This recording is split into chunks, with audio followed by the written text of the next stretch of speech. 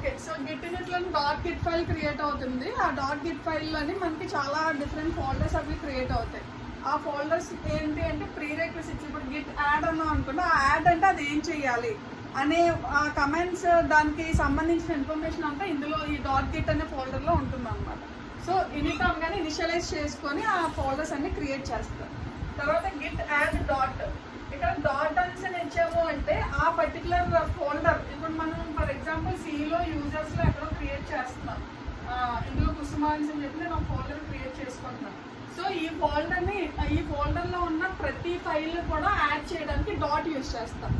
In case నాకు అన్ని files వస్తాయి, ఇప్పుడు నేను ఇందులోనే V1, V2, V3 ఇలాగ ఒక 3 ఫైల్స్ క్రియేట్ చేశాను. బట్ ఈ 3 నాకు యాడ్ అవ్వద్దు, ఓన్లీ ఒకటే యాడ్ అవ్వాలి. అప్పుడు నేను గిట్ యాడ్ ఆ ఫైల్ V3 అనే ఫైల్ నేను ఇచ్చుకుంటాను.